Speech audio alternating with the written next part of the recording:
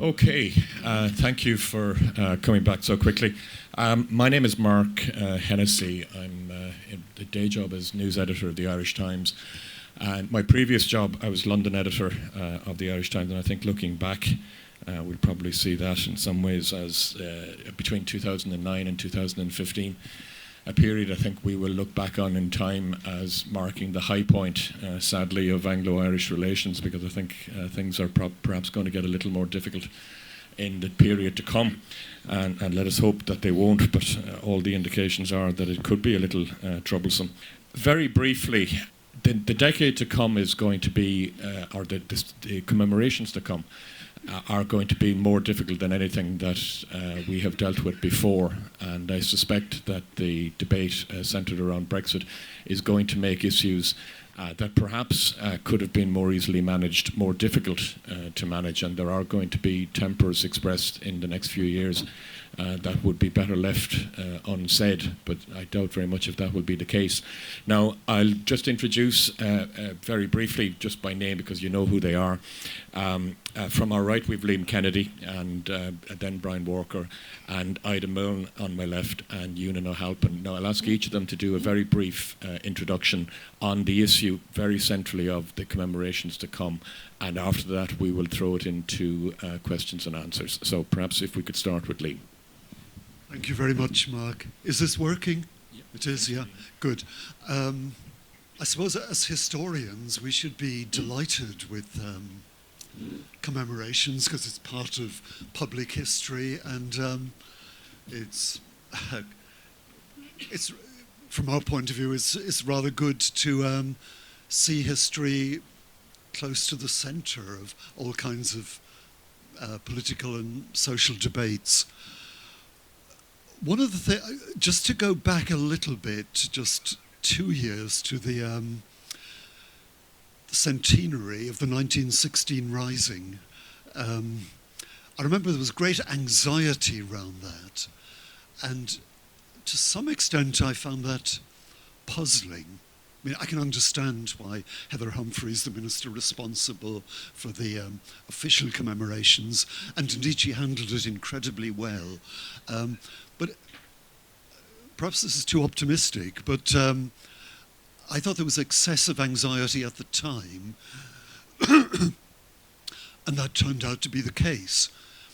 However, on the downside, I can't, others would probably may well disagree with this, and to some extent I'm paraphrasing a friend of mine, Vincent Comerford, who used to be Professor of History at Maynooth, and Vincent saying, and I agree with him really, despite the extensive commemorations, lectures and so on, actually very little of an original kind came through. In fact, in the end, it was all rather comfortable for all of us.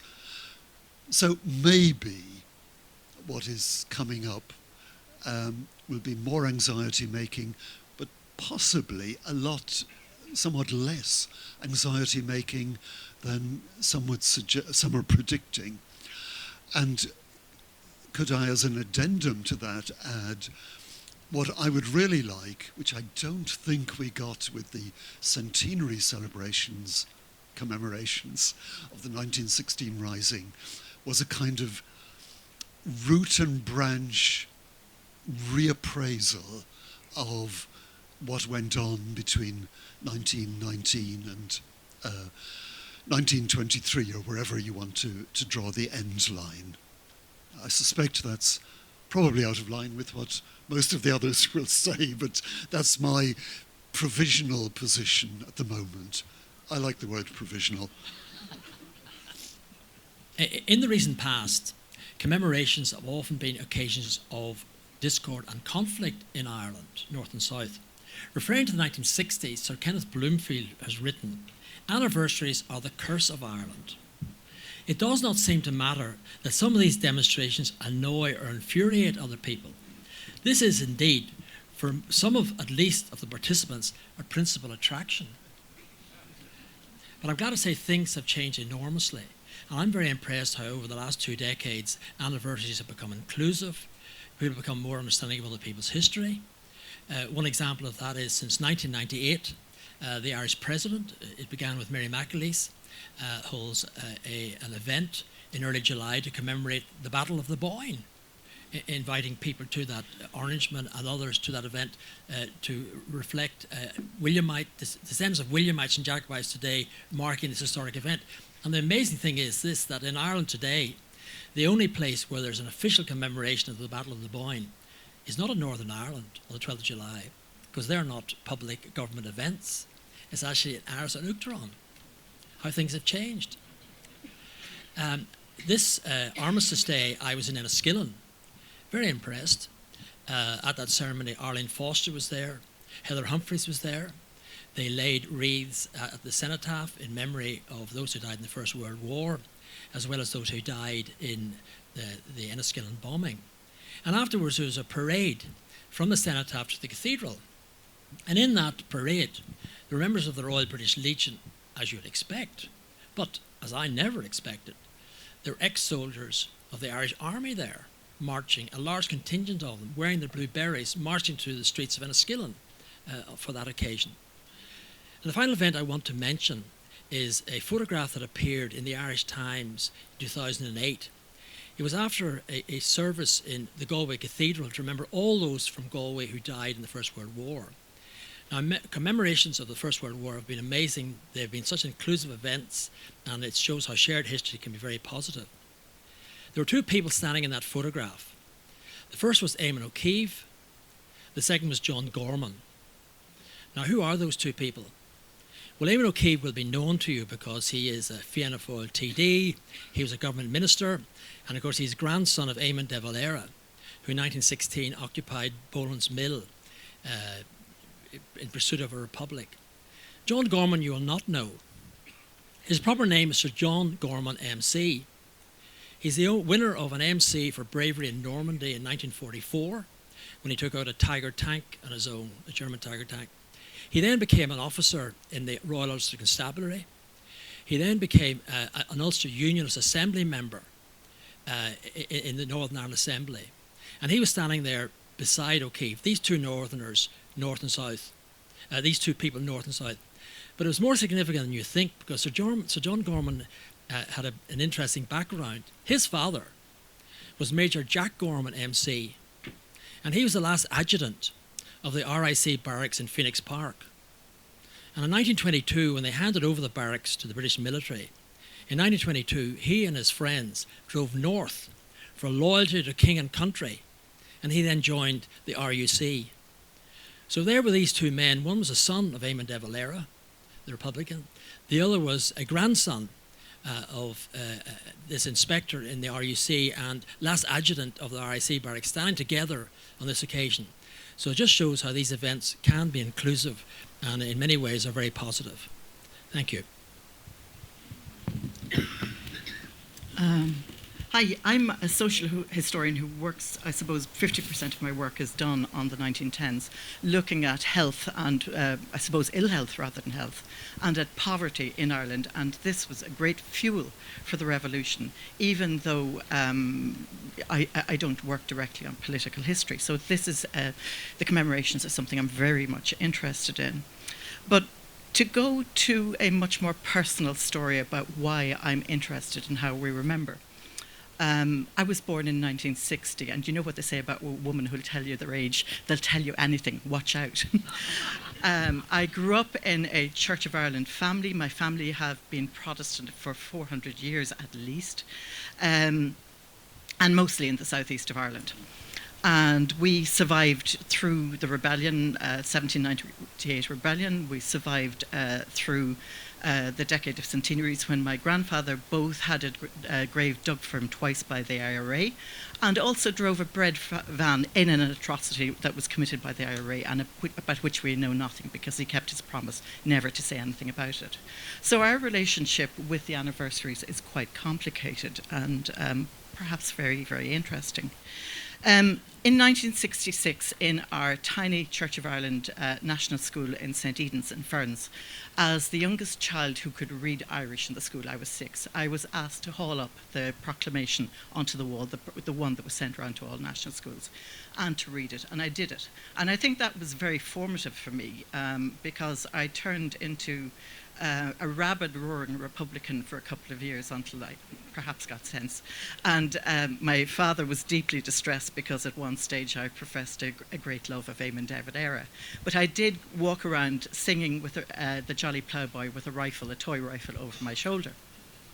So if that can happen to a small child in Wexford from a Protestant family, and a Fine Gael family, probably more important, how does it happen in the North, and what we see in the North kicking off in the 1960s and the 1970s? So I think that is just a way of expressing how important I think commemoration is in the bigger picture. The other thing I'd like to add from my own family experience is that, again, our house, one of our houses in Wexford, was right beside the rebel encampment. And even though our crops was burned, none of our family were damaged. None of our wider families were damaged, even though we were only 3 miles from Scullabogue. And that says something about the complexities and the way we must look at our histories. And my father was on the Decade of, on the Bicentenary Committee for 1798. And I think for those of us looking at commemorations now, we'd do very well to look at how the Bicentenary Committee handled 1798 and included Protestants on that committee and included people from different sides of whose families had been engaged in different sides in the rebellion. And that's just something. Why does Wexford not become a source of tension going forwards? Why is it quite a calm place and a very inclusive place for Protestants to live in? And I think that's just something we could all reflect on and something to throw into the hat here in this conversation. Thanks. I don't think I'm bound by the Official Secrets Act. I'm on this advisory committee, which in terms of the Decade of Commemorations, one thing that struck me about the government's attitude, you have to realise the government is composed primarily of politicians, right? And I said 2 years ago, I say it again, I think a political decision was taken, a brilliant decision, I guess in 2015, to appoint as Minister for Culture, Arts, Heritage and the Gaeltacht, Heather Humphreys.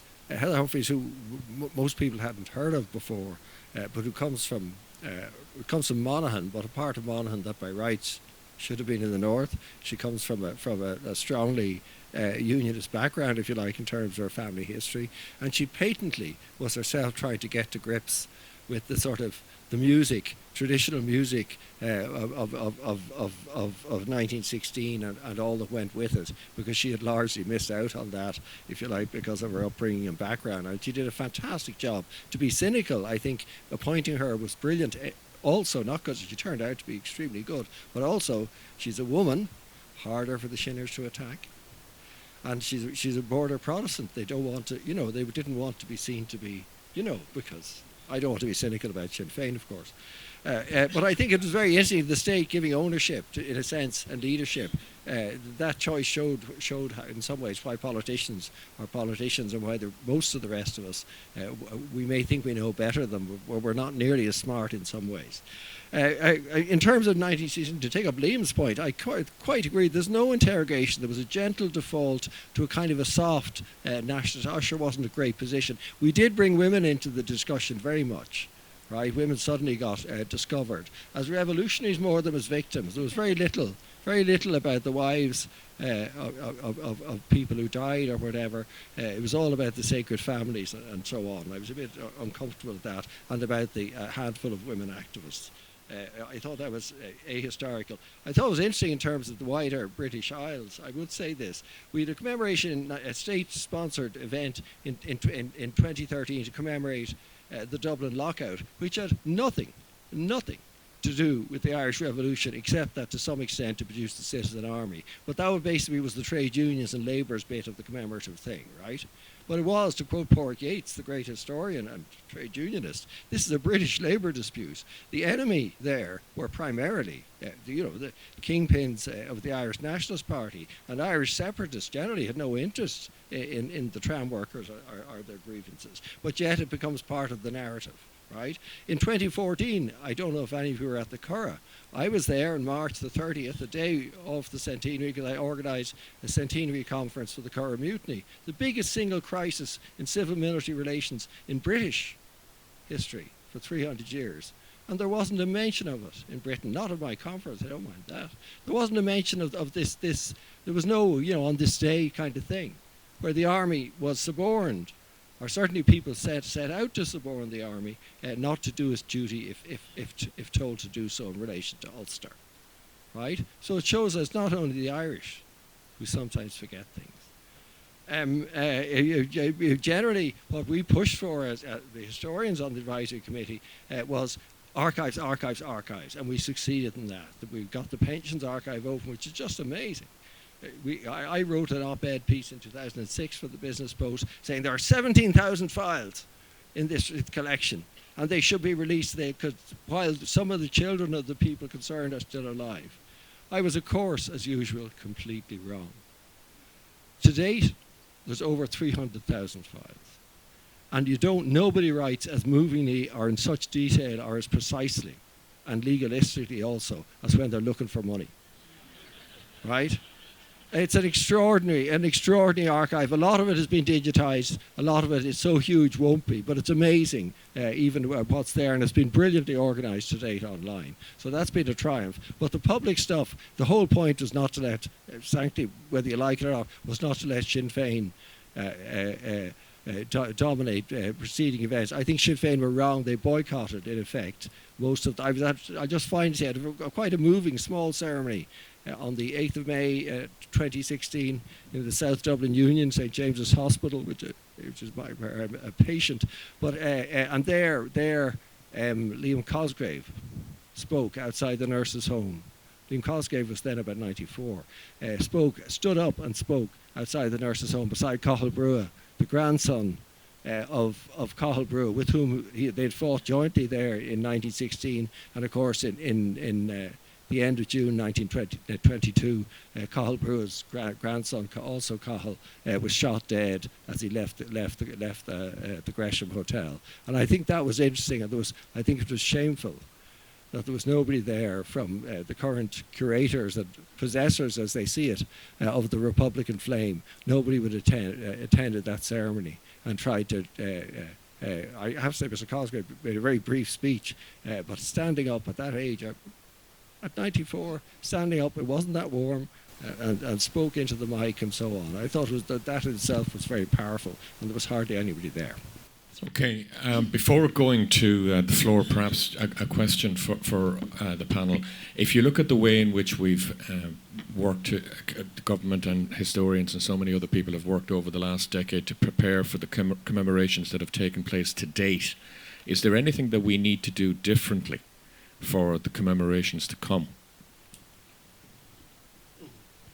Do you mean in Well, I mean, the War of Independence, but particularly the Civil War, which is going to, perhaps open wounds in small communities around Ireland, perhaps in ways that, will be at a familial level. Is there anything with all of that? And then against the backdrop of Brexit and everything else, we've had a situation where the commemorations that have taken place to date have taken place with a degree of cooperation and warm feelings between North and South, East and West in the Anglo-Irish context that can't be guaranteed to quite the same extent in the next 4 or 5 years. Yeah, I suppose again I would say that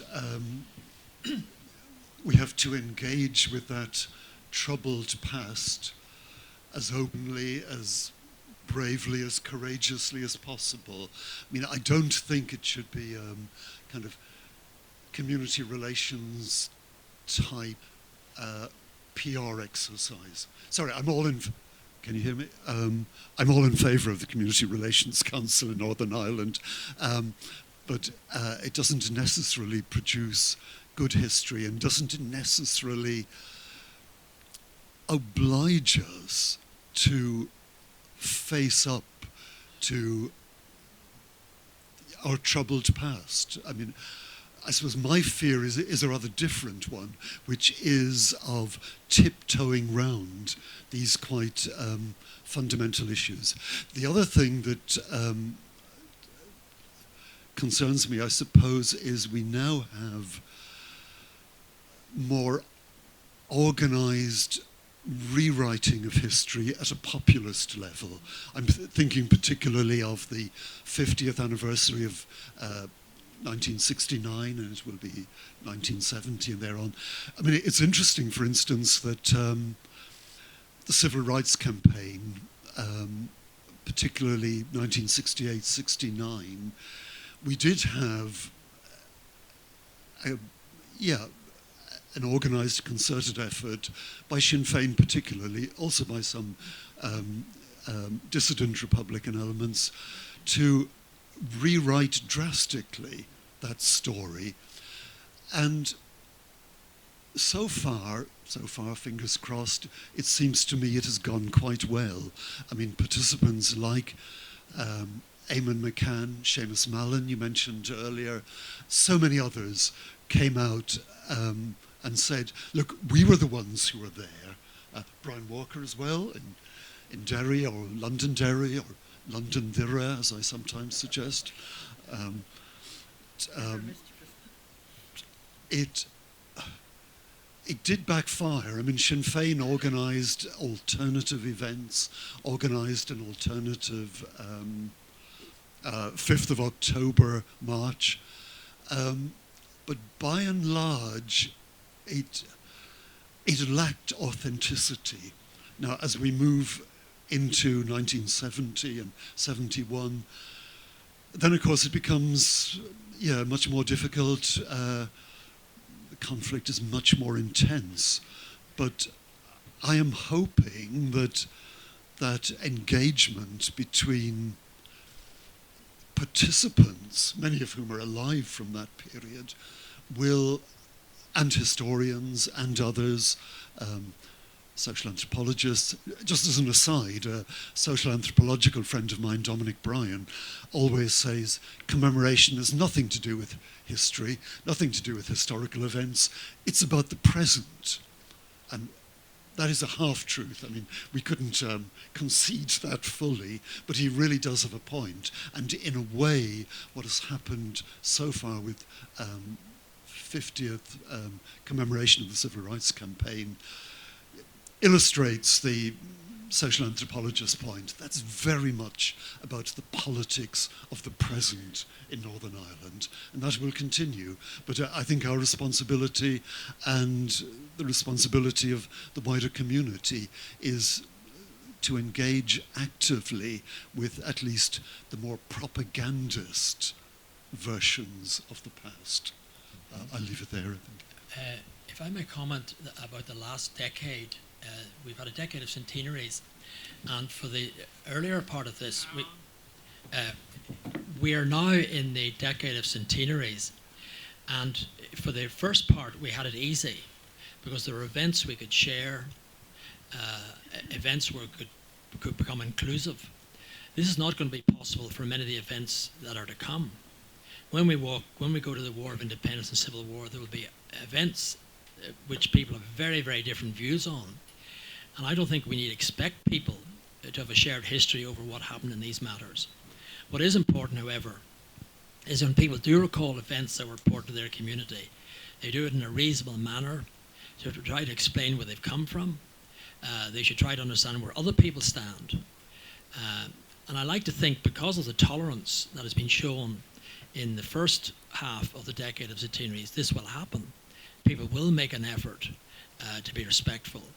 I think that's all we can do. We cannot expect to have the same level of shared history, but we can still commemorate these events in a positive way. Very much agree with that, Brian.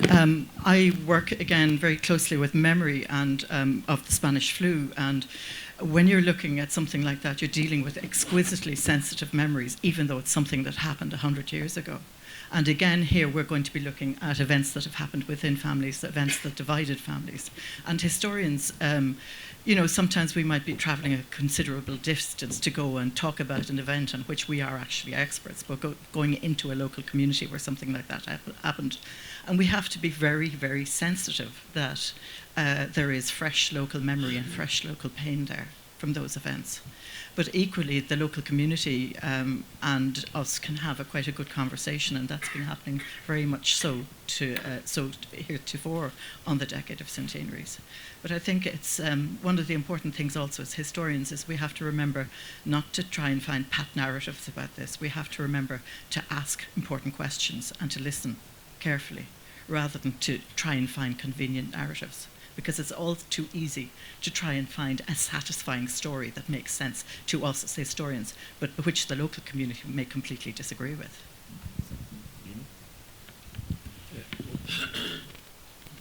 Thanks, Ida. A couple of things. My own hope is that in public discourse, we just schmooze through. I'm afraid I'm maybe turning into a politician in my old age. I just don't want trouble. I don't mind programs on telly or whatever, which in a sense are kind of happy clappy and sure we all meant for the best and that kind of thing. I think that in some ways that at a public level that's okay. But I think there's some interesting things obviously will come up, not only about the Civil War, but about again on an all-island basis, because I think, for instance, Altnavay has become quite an important, which is a massacre by the IRA of 6 people.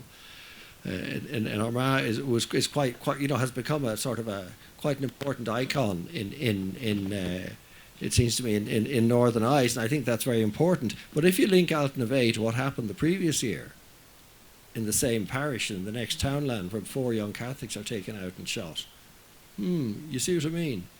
We need to pre-partition, but do you see the point? I think we need an all-island thing. I think that we need to think about what happens in Belfast in 1922 just as much as what happens in Bandon, because we talk about Bandon and was it linked to Belfast, but we don't explore remotely with the same rigour what happened in Belfast. Do you see what I mean? So I think we've got to be careful I'm not it's not a matter of being anti-partitionist, but I think we have to be anti-partitionist in our thinking, because you can't explain what happens in Belfast in 1922, even though it's now a part of the United Kingdom and Ireland, independent Ireland isn't. You can't explain that without reference to and consideration of what had been one polity till only a few months before. But at the state level, we're going to see as little as possible. The state is trying to find how do we mark the Civil War, and whether it's going to be through some iconic thing like saying that the Public Record Office got blown up, wasn't that terrible? Whether it's going to be some sort of general thing, lots of people died, wasn't that terrible? Republicans will probably want the 77, that's the figure used for Republicans legally executed except for 4 during the Civil War. I would like Republicans to count how many people they, in their own terms, legally executed on their side, because they killed plenty of people as spies and informers. And in Republican logic, that's legal. It's not just necessary. So I think generally, if we can open out our considerations, but that partly depends on records, and records there's lots more material than there used to be, but it is a pity, for example, that we don't have the census data. I mean, Brian raised the question, again, the issue of Protestant depopulation. The 1926 census records are available, and the answer is, no, you can't have them. Why can't you have them? Because you can't have them. Should they be available soon anyway, right? It's just manana. The Land Commission records, of which I think there's said to be 9 million files, some small number. The Land Commission are inaccessible, and yet we know that land is absolutely the centre of the development of Irish nationalism, right? We assume that the Land Acts, the late 18th and 19th century, and particularly 1903 and 1909 Land Acts, in a sense largely diffused the revolutionary potential, if you like, of the rural proletariat. But the bloody records. Now, I can see solicitors and politicians here who know well the trouble that might arise, but the records are there. and they're in the care of the Department of Agriculture, God love them, but they should be at least audited so we have an idea of what it is we're not being allowed to see, and ultimately, because that's the big story of the Irish Revolution, the land revolution that never was, those records. And so again, I'll be pushing the records thing. I don't care what public ceremonies there are, as long as they're not offending anyone. But key records aren't being made available, which we have had in our musty, dank protection for 100 years. Okay, we'll go to the floor. Is there a microphone anywhere? Patrick Handley, first of all. Thank you. I think part of the problem, if one's allowed to put it this way, at a history festival, is that commemorations are always ruined by historians. And that was the big anxiety of the British government coming up to 1914 to 1918. And the way they looked at it then, remember this is pre-Brexit and around the time of the Olympics in London, was that they wanted to look at contemporary artistic events which would commemorate the Great War. And the mechanism that they devised for that was the 1418 Now Commission. And that gave rise to a group, an independent group appointed indirectly by the Secretary of State for Arts and Culture.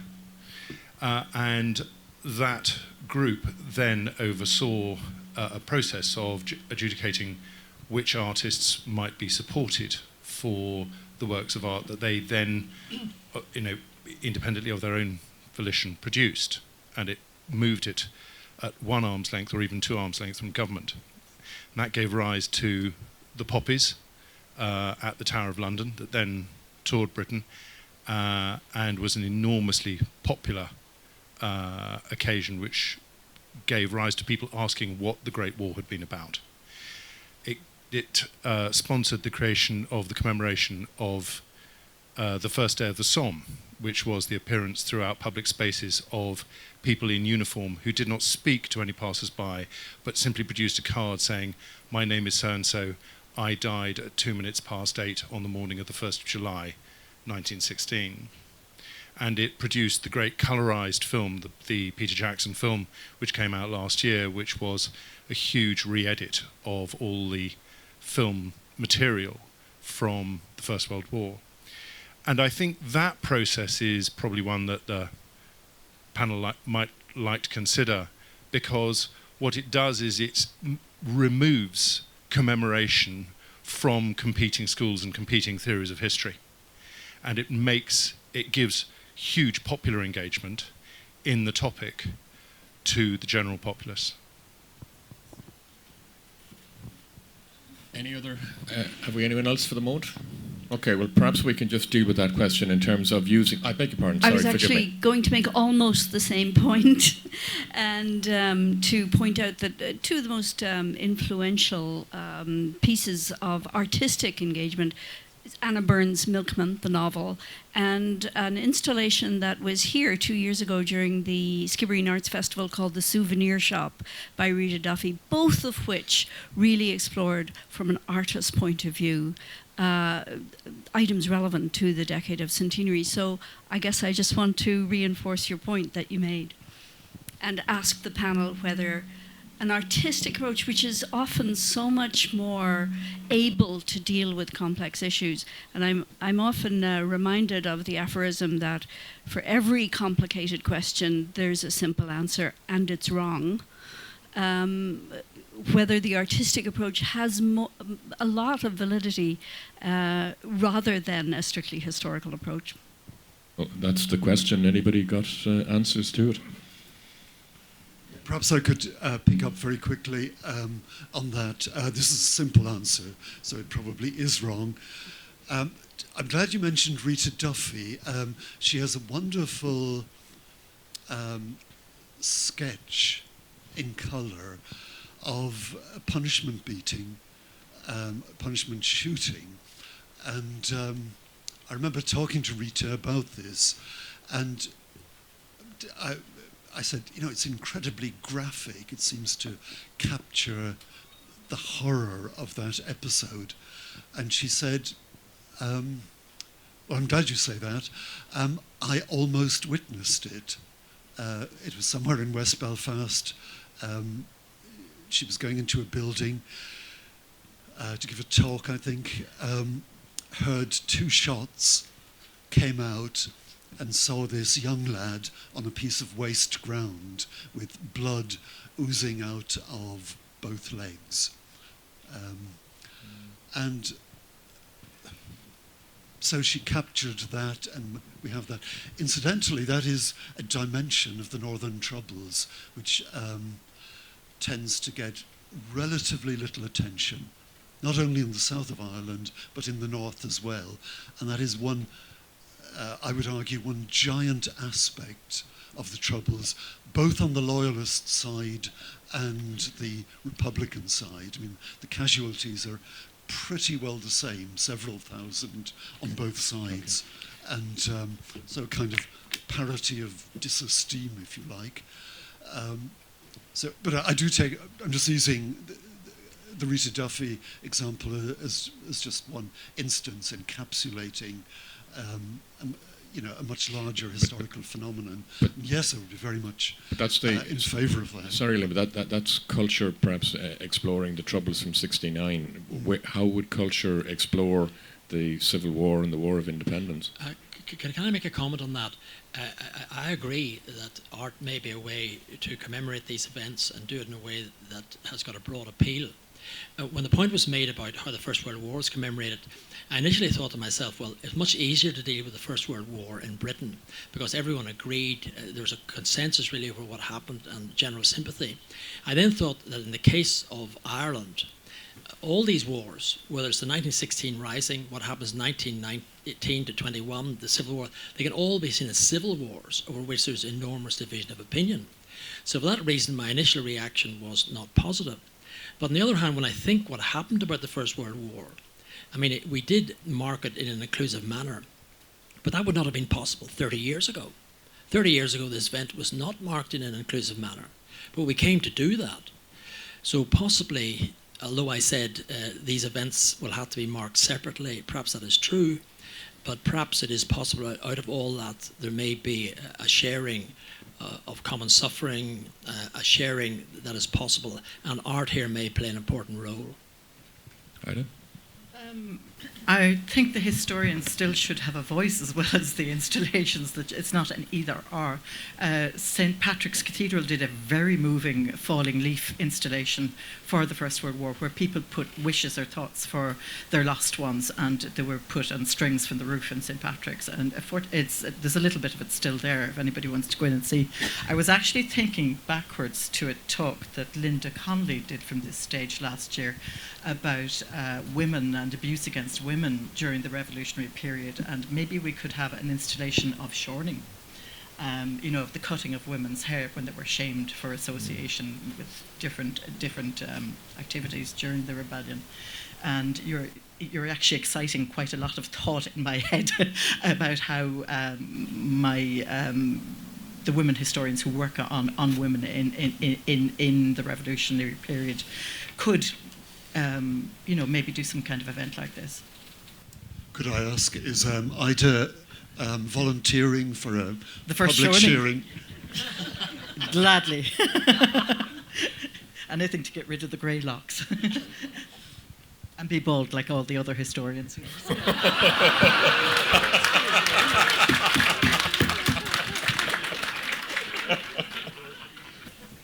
Two things to say. One is, again, I think the state loves the idea here of funding arty, culturally. The more abstract and obscure, the better. Commemorations, precisely because of the political difficulties. They're also very keen, and this has happened, but it's happening in a very incoherent way. It happened a lot for 2016 of giving local authorities at least a little support for activities at local level, and also associations and things. And I think that is to be welcomed. On the question of the kind of pageantry, the people who tried pageantry in 2016 I have to say, I showed photographs 2 years ago from this, where Sinn Féin, they had a reenactment society. If you had been outside the GPO, as I was on the 24th of June 2016, planning to assassinate Patrick Pearse, you would have had trouble, because there were 3 or 4 Patrick Pearses, including the man who had just ceased to be Lord Mayor of Dublin, right? Absurdly dressed up as Pearse. And they turned Commemoration into a kind of parody and farce. It was like, honestly, it was like an outcut from the sort of Craggy Island Bonnie Patriot competition. So, and it was entirely divisive. It was all, they appropriated the uniforms and things precisely for a very narrow poor Republican narrative. So I'm not sure that dressing up would help. My question just concerns the water in which I swim in at present, and I just refer to the graphic behind your head of the castle and the boat. It seems to me that the historical preamble for presenting anything about the past in the present concerns both the castle, from which one views outwards, presents historical empirical analysis as fact, and is a fairly safe position from the castle viewpoint, whereby one presents empirical historical research. But then there's the boat that everybody sails in, who presents this to the public, and that has a monster just below the surface. The waters are very deep, and the boat looks as if it's going to possibly topple over. So these are the parameters that we all think about before presenting anything about the past in the present. And I just want to refer to one example going forward in the commemorations that was mentioned in several papers. It was the incident about the burning of the Church of Ireland in Milton, Malbay, and that came up in the first paper, and then it came up again with your reference to the RIC and the 3 murders at Canada Cross. Now, the RIC station and the Church of Ireland church that was burnt down are separated by a graveyard. And a lot of local history has flown under the bridge, including a presentation by the local historical society about that particular murder. But today we want to use the graveyard as somewhere to help pollinate the birds and the butterflies. So we have here a mapping of all of those events, but the deep waters seem to me to require another bigger, deeper kind of mapping. The way that we were shown that involves the historical present of the care of the environment and so on and so forth. So the paper mapping landscapes are gone. The deeper mapping methodology is only just beginning, and the capturing in the present of where we are in relation to these very controversial events, we still don't seem to me to have the methodology perfectly attuned. Okay. I don't know whether you would agree or disagree. Okay, thank you for that. And a final question for now from here. Hello, my name is Tony McCarthy, and I suppose to give you an idea where I'm coming from, I did 36 years in An Garda Síochána. And I suppose my question is aimed at Eunan, really, I suppose. And you spoke, Eunan, of how the volunteers turned on the RIC in 1919, all of a sudden. But do you not think that the relationship between the RIC and the people had broken down much earlier, maybe 40 or 50 years earlier, with the land wars, and where they were used, the RIC were used by landlords and land agents, I suppose, to do their work? And I suppose if we bring it forward to the context today, we see how emotive people get when An Garda Síochána go in and try to evict people with from houses that are owned by vulture funds, and that very similar to what happened maybe 150 years ago. Just your comments, please. Well, I mean, the land war of the 1880s, right? My great-grandfather, who was a farmer's son. He joined the RIC. If you look at most of the people in the RIC in 1919, they're mostly Catholic. There's quite a few Protestant rankers. The officers are almost all Protestant because that's the way it worked at the time. But there's no evidence, for example, in police recruitment that there was enduring hostility or enduring alienation. There are some oral histories. There was John Brewer many years ago published. He by chance stumbled across, I think, 15 ex-RIC men who were elderly ex-RUC pensioners, and he published their recollections. I mean, these aren't scientific, if you like, but they're very interesting. I was listening last night, when I should have been writing a paper, to an interview by Gregory Allen, the first Garda archivist, with a former RIC man from Spittal, who's got absolutely beautiful Irish, but that's beside the point. But he was in Clara in Offaly, where the barracks was attacked, and he said, "Oh, it was fine. Yes, they didn't get in, blah, blah, blah." The next day, the locals, and Gregory asked him, "What locals?" And he said, everybody. He said, "Was it the big house?" He said, "No, it was the locals. The locals all came in." He said, "The PP came in, they brought in bottles of whiskey and so on." Now, that's awfully for you, maybe, right? But the idea that there was this, I mean, that the public had been generally alienated from the RIC, I think don't think it washes, partly because the contact was so extensive. The RIC did the farm survey, the agricultural survey and so on. As we heard, they did the sugar. They were the state very much across, where during the potato blight scares and things, it was them that issued the spray. They were absolutely intimately connected, so much so, as you know, that they had rules preventing guys serving in their own districts and marrying local girls and blah, blah, blah. But I think that as a police force, it was a masterful creation rather than something that was doomed to fail. And I think that's why they were relatively so resilient, because most of them stuck to their guns, partly because they'd taken an oath. Okay, we're almost out of time, so we'll take one short round of questions. Over here, the woman on the right-hand side. Hello, my name is Anne Collins. How do you commemorate for people, children and young adults up to the age of maybe 30, 35, who aren't interested in history or who haven't been taught history in a balanced way in school? How are you going to do the commemoration for them? I really don't know. Thinking of my nieces and nephews and so on, I think, as we all know, television is the most powerful medium, and that seems to have the most impact on young people. I would much prefer if they were reading the Irish Times, but that seems not to be the case. I suppose the challenge is there. It strikes me that much of the commemoration will be decentralized, and then the challenge is there for local history societies, local communities, to make a creative effort to engage with that younger demographic. Now, how precisely they do that, I'm not sure. What Eunan has said about dressing up and so on, it does not seem to furnish a terribly good precedent, but there must be ways of engaging young people, and obviously it will involve, as seen from the viewpoint of historians, a simplification of stories, but you know, provided that is done with a kind of truth-seeking objective, then I think that's absolutely fine. Okay, Brian?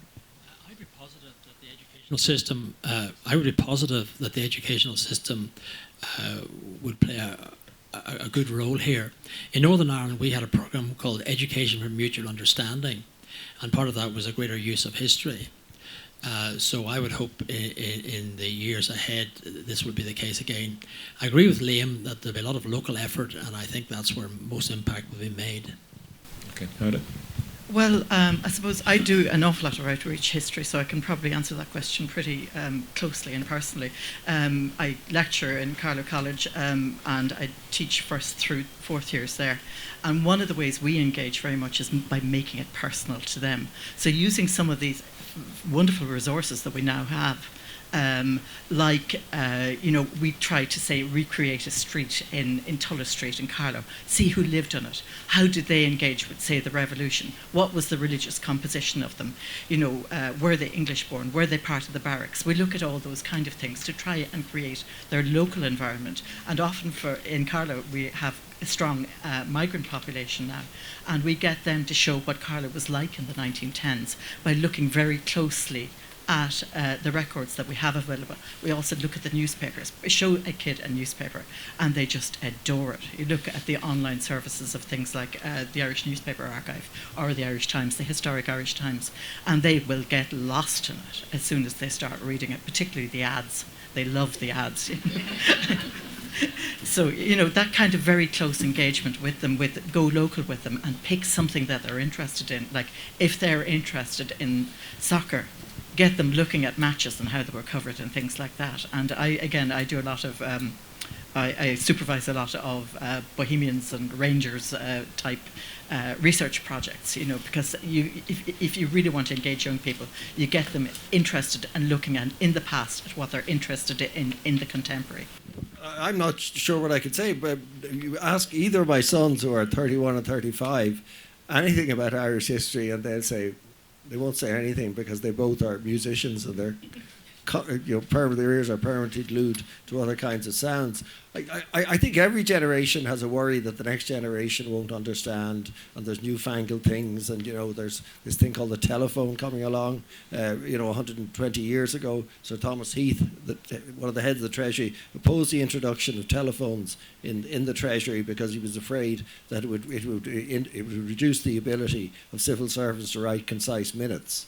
Right? And I think every generation thinks the next generation don't care or whatever, and they're right.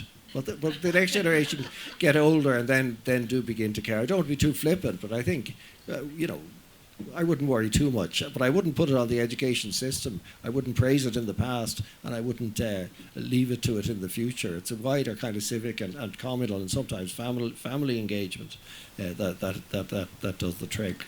Okay, I'm afraid we're out of time, so thank you all for attending, and thank you to all of our panel.